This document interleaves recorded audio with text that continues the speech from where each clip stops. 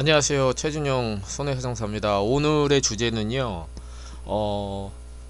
사망을 하셨어요. 근데 사망한 원인이, 심장 쪽의 문제, 특히나 갑자기 심근경색, 그러니까 혈관이 막혀서 심장의 근육이 굳어서 사망한 거죠. 예, 이런 경우에, 당연히 사망보험금을 받으셔야겠죠. 근데 이외에, 보험에 보면 급성 심근경색이 진단되면 사망 진단서가 나오잖아요. 거기 보니까 직접 사인이 급성 심근경색으로 사망했다 했기 때문에 이런 경우도 진단금을 받을 수 있냐, 이런 이제 실제로 이제 사건도 있었고 질문도 많았습니다. 요 이제 통계인데요. 협심증이 제일 많고 혈관이 막히는 거죠. 예, 그래서 급성 심근경색으로 이렇게 되는 경우는 그렇게 많지는 않습니다. 그래서 보험회사에서 사고가 좀 덜 나는 거는 좀 고액이죠. 예. 자, 조금 위로 당겨야겠네요. 예. 자, 급성 심근경색으로 의심되는 경우에 우선은 사망보험금을 받고요. 자, 이것을 진단됐다 라고 했을 때 진단금 청구는 가능하지만, 이렇게 진단 코드가 진단서로 나와서 다행히 급성 심근경색이 돼서 죽기 전에 병원에 가셔서 살아나시면 당연히 맞겠죠. 예, 근데 죽고 나서도 이렇게 의사가 진단할 수 있는 경황이 없는 거죠. 예, 사람부터 살려야 되지 무슨 뭐 검사합시다 이렇게 한가한 소리를 할 수가 없잖아요. 그죠? 급하게 뭐 어레스트가 와서 심장이 멎은 상태에서 오거나 이런 경우에 근데 이제 왜 죽었는지에 대한, 어쨌든 살아서 병원으로 들어왔기 때문에 사인은 규명해야 되는데, 심장 쪽의 문제로 추정된다. 대부분 보면 심장 질병 폐렴으로 급사한 경우는 이제 뭐 의학적으로 병원에서 수술받다 이런 분들이 많고, 이렇게 갑자기 가슴에 흉통을 호소하면서 억 하면서 쓰러져서 돌아가시는 분들은 대부분 뭡니까? 이렇게 급성 심근경색으로 급사하는 경우가 많습니다. 예. 그래서 혈액 검사를 해 보면 그 내용이 나와요. 근데 사체 검안서 그러니까 이미 사망하고 숨이 멎은 상태에서요, 그냥 죽은 상태로 들어가는 거를 우리가 사체라고 그러죠. 의사가 단순히 확인할 수밖에 없어요. 돌아가셨구나. 이런 거에는 사인 규명에 대한 내용 이런 것들이 명확하지 않습니다. 그래서 우리가 이렇게 급성 심근경색에 대해서 진단금을 받을 수 있는 건 뭐냐면, 사망 진단서가 돼서 원인을 1차적으로 추정한다. 의사가 급성 심근경색으로 추정되네요. 심장 쪽 문제로 추정이 됩니다. 이런 경우에 명확하진 않지만, 그죠? 급성 심근경색으로 정확히 진단된 건 아니지만 사망보험금 말고 진단금을 우리가 받을 수 있느냐. 그래서 진단금 받을 수 있고요. 왜 그러냐면은 약관에 보시면 이 진단 확정이라는 것이 여러 가지 이제 검사를 해야 되거든요. 특히나 혈액 중에 심장 효소 검사 등이 기초가 돼야 됩니다. 그런데 피보험자가 사망한 경우에는 어떻게 됩니까?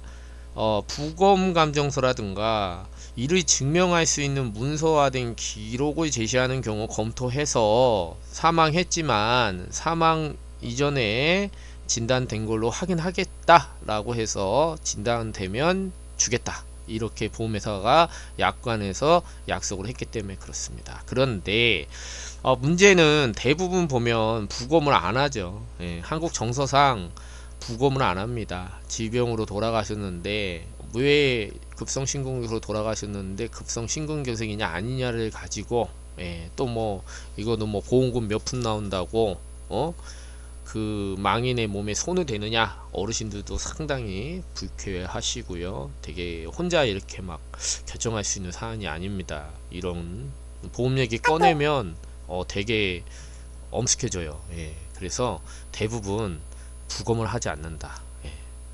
그래서 문제가 되는 거죠. 예. 최소한 제가 사망 전에 급성 심근경색으로 추정하려면 혈액 검사지, 제가 제일 많이, 다른 건 다 필요 없습니다. 예. 사망 진단서 필요 없어요. 혈액 검사지 보내주십시오 합니다. 혈액 검사지를 봐야 CKMB 공부하실 필요 없어요. 이거는 저희가 해야 될 영역이고 의사들이 공부하시는 겁니다. 여러분들 일반인들이 그냥 혈액 검사지 아버님이 갑자기 급성 심근경색으로 돌아가신 걸로 생각이 되는데 사망보험금 말고 진단금을 혹시 받을 수 있습니까? 라고 고민하시는 분들은 혈액검사지가 없어요. 혈액검사도 안 했어요. 그러면 연락 주지 마세요. 할 방법이 없어요. 아니 그 사망진단서에 급성심근경색 추정으로 돼 있는데요. 그렇다 해도 보험금 줄 수 없다라는 판결이 있습니다. 그래서 자 이렇게 협심증 자 보시면 이렇게 아예 막혀야 급성심근경색입니다. 근데 우리가 허혈성 심장질환 진단비라고 있어요. 근데 이거는 조금 막히거나 완전히 막혀서 심근이 괴사돼서 심장이 멎을 정도까지는 아니거든요. 이런 경우는 제가 그냥 살아계신 분들은 많이 이제 분쟁돼서 허혈성 심장질환 진단비는 많이 해봤지 급성심근경색으로 청구 드린 적은 많이 없어요. 그래서 오늘의 주제는요 급성심근경색 진단비이기 때문에 거의 급성심근경색 진단을 받으신 분들은 10% 내외밖에 안 된다 그랬잖아요. 그건 뭐냐면 거의 죽음에 가까웠다라는 겁니다. 그래서 돌아가신 분도 상당히 많고요. 다행히 막혔다가 뚫려서 그죠? 근데 혈액검사에서는 이제 나타나 있죠. 약간 심장에 괴사가 좀 있고 또 수술도 하시고 살아나시면 정말 다행이죠. 근데 대부분 사망하시고 나서 청구가 되더라고요. 허혈성 심장질환 진단비는 사망하시고 나서 허혈성 심장질환 진단비도 받으시는 분이 있긴 합니다만 대부분 생존에 받으신다. 그 협심증 갖고 사람 그렇게 빨리 죽지 않습니다. 근데 사망 문제는 뭐냐, 보험금을 청구해도 보험회사에서는 질병 사망으로 처리하고 진단비에 대해서는 검토를 하지 않습니다. 그러니까 돈 받을 사람들이 이거 진단비도 받을 수 있는 거 아닙니까? 라고 얘기하고 근거 제시하고 따지고 해야 의료자문 거쳐서 준다라는 거죠. 또 그렇습니까? 드릴게요. 맞네요. 혈관 수치가 맞네요. 이렇게 주는 거 아닙니다. 그러면 이렇게 의료자문 쉽지 않다라는 거 제가 여러 번 강의를 통해서 말씀을 드렸습니다. 그래서 잘 나온 편이에요. 내용은 읽어보시고 그래서 환자 중 최종 상태는요 가슴의 흉통, 그 다음에 이거는 이제 초음파 검사거든요.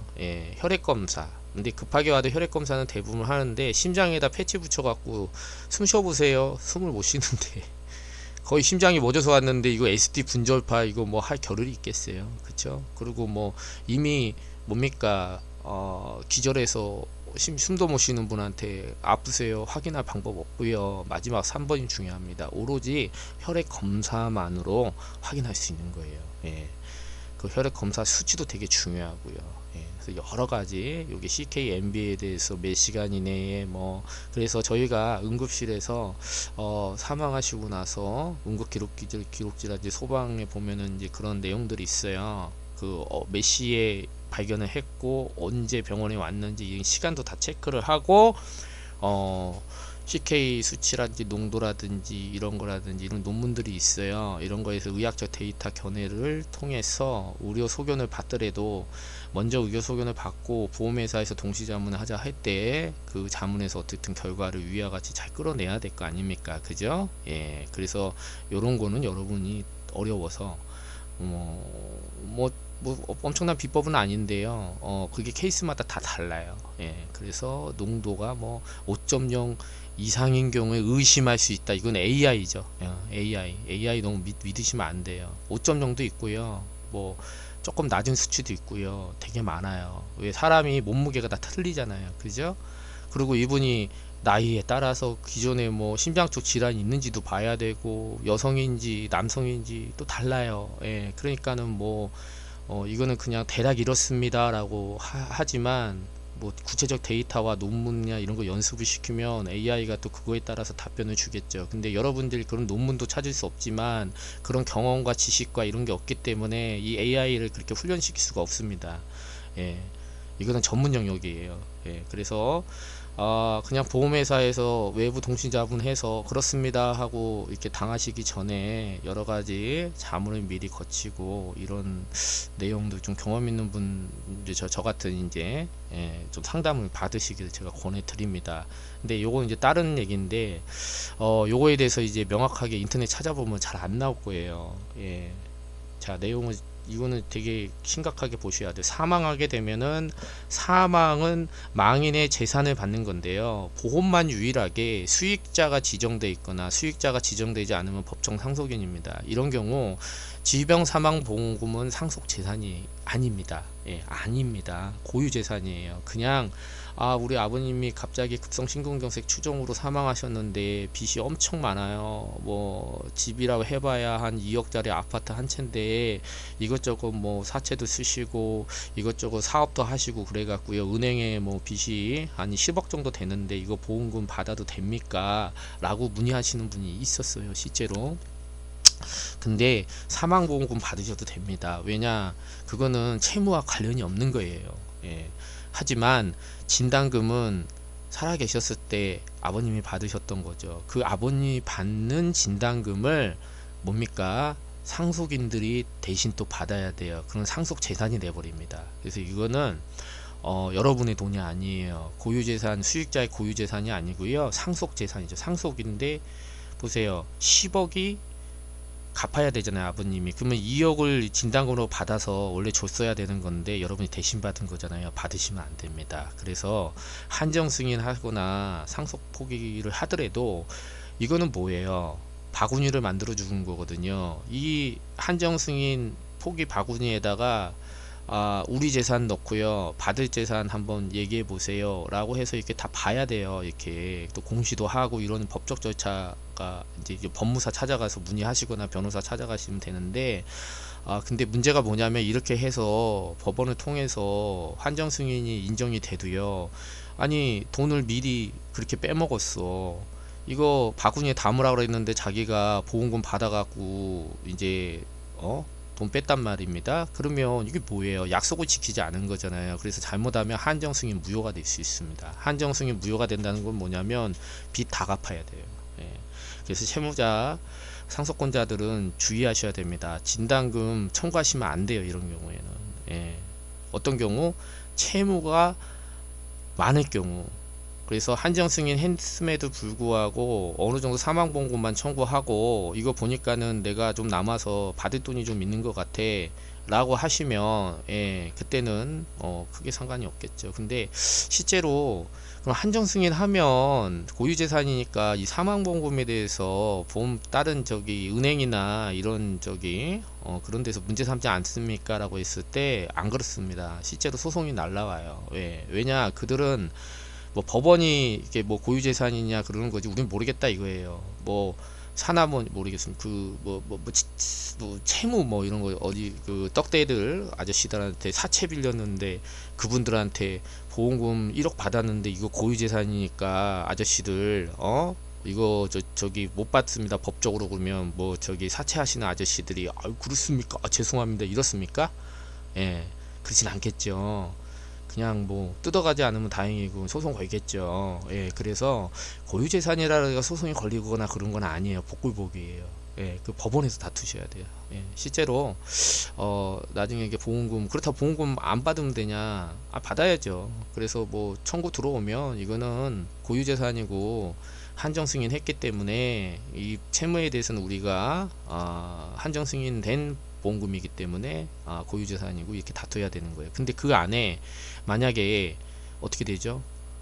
아까 그 진단금이 발견이 돼. 그러면 진단금은 이거 상속재산 아닌데 그러면 이거는 우리가 받아가도 되겠네. 그래갖고 뺏깁니다. 그죠? 그 뺏기는 것만 끝나는 게 아니라 1억인데 진단금 받은 게 2천이에요. 그럼 나머지 8천 못 받았잖아요. 그러면 똑똑한 우리 어깨 형님들, 이분들 똑똑한 게 아니라 다 그 변호사들이 있을 거 아닙니까? 한정 승인 무효화 시켜서 남은 자산, 그 부분에 대해서도 들어갑니다. 그래서 조심하셔야 돼요. 순차적으로 막 들어갈 수 있어요. 근데 중요한 건 건드지 마라. 왜? 사망 후 청구해야 할 진단 자금은 상속 재산이라고 제가 얘기했습니다. 고유재산 아닙니다. 청구하지 마세요. 이거 그냥 어떨 경우 채무가 많을 경우 그냥 한정 승인하고 나서, 아니면 미리 청구를 하고 이거 전부 다 한정 승인할 때 다 공시를 하십시오. 그래서 조금 법률 전문가한테 좀 문의가 필요해요. 그래서 미리 받아서 한정 승인이 나기 전에 다 재산을 숨기면 안 되는 거죠. 승인이 되고 나서 돈을 보험금 청구해서 받지 말고요. 미리 다 청구를 해서 받아요. 그래서 다 바구니, 한정 승인하면 바구니가 생긴다 그랬잖아요. 거기다가 다 담으면 돼요. 담으면 된다고. 왜냐면 내가 정확하게 모르지만 뭐 남을 수도 있는 부분 아니에요. 근데 명확하게 채무가 훨씬 많아, 뭐 채무가 20억인데 받을 진단금 해봐야 5천이야 그러면 이거는 그냥 왜 굳이 번거롭게 또 청구해서 받아갖고, 그죠? 경감생심이라고 그럴 필요가 전혀 없는 거죠. 근데 애매합니다. 애매해. 채무가 내가 받을 상속 재산보다 못 미치거나 좀 남을 것 같아. 그러면 청구를 하세요. 그래서 받으세요. 받고 나서 한정 승인 하시면 됩니다. 좀 디테일하죠. 단순히 상속 재산이냐 고유 재산이냐 문제를 떠나서 언제 보험금을 청구해서 받아야 되느냐, 그 문제도 있습니다. 그래서 어쨌든 간에 상속 이게 무효화될 수 있기 때문에 미리 청구해서 받은 다음에 미리 다 한정 승인할 때 다 알려주는 겁니다. 채무자들한테. 그러면 상관없어요. 그러면 무효가 되는 건 아니라 내가 받을 거 재산들을 다 조회해서 찾은 거잖아요. 찾고 나서 자, 그러면 채무자도 좋아하겠죠. 왜냐면 그 수익자들이나 그 뭡니까 상속권자들이 그 보험금 청구권이 있는 거지, 그 보험회사가 뭐 그 뭡니까 그 업계 형님들한테 보험금 주지 않잖아요. 그래서 그런 것들 대신 찾아주시고, 근데 좀 명확하게 아니다, 내가 빚이 너무 많다, 그러면은 진단금은 찾지 말고 뭡니까 고유재산인 사망보험금은 찾고 나중에 소송이 들어오시더라도 응대하시면 됩니다. 고유재산이라 그래갖고 소송 뭐 그쪽에서 떼써서 뭐 받으려고 막 소송하고 막 그런 경우도 있어요. 그러니까 뭐 고유재산이니까 아니다, 그거는 이제 결론이고, 실제는 그렇지 않습니다. 실제는 소송이 들어오는 경우도 있어요. 알겠습니다. 오늘은 최준영 손해사정사였습니다. 여담이지만 제가 이거 뭐 글 쓰고 뭐 이렇게 그 녹화하는 게 뭐 제가 이것만 전업이 아니라서 좀 쉽지는 않고요. 요즘에 좀 그 유튜브도 제가 올리고 있어요. 그 이유는 제가 뭐 강의하거나 이렇게 뭐 상담하시는데 너무 시간이 오래 걸려요. 그래서 유튜브 링크 해갖고 요 내용을 좀 참고하십시오, 이렇게 하는 경우 되게 많아서 하고 있습니다. 그래서 많은 분들이 도움을 좀 받으셨으면 좋겠고요. 뭐 그래도 뭐 더 궁금하시고 이 사례가 꼭 내 사례는 아니니까 또 나는 개인적으로 좀 연락을 하고 싶다라고 하시면 전화하시는데, 얘기가 좀 길어지면 뭐 무료로 제가 상담하는 겁니다. 뭐 돈 받고 그러지 않아요. 근데 사건 처리하고 보험회사 연락하고 서류 들어가고 이러면 소정의 이제 수수료는 발생하겠죠, 당연히. 근데 뭐 1시간 저 붙잡고 상담하는데 그냥 전화 먼저 툭 끊어버리고 이러면은 제가 뭐 좀 그렇습니다. 뭐 엄청나게 뭐 전문직이라서 상담 전화 이런 걸 받진 않지만 상담 잘 받았다 하고 또 뭐 문자로 답변 주시던지, 어떤 분들은 뭐 메가커피라든지 소소하게 이런 커피 좀 드시고 목 좀 축여라 하시는 분들 있으면 제가 되게 힘이 나서 또 잘할 것 같습니다. 꼭 그러라는 건 아닙니다. 하지만 최소한의 어떤 본인의 어떤 그거를 정성스럽게 상담해주면 그거에 대한 고마움 정도는 표시를 해야 된다, 이런 마음에서 제가 영상에 말씀드립니다. 뭐 비난하거나 자기 의견에 맞지 않는다고 해서 막 따지시거나 뭐 고소하시거나 고발하거나 이런 분들 없었으면 좋겠어요. 제가 뭐 고소당할 일을 한 건 아니잖아요, 그죠? 그래서 내용을 전달해 드렸습니다. 감사합니다.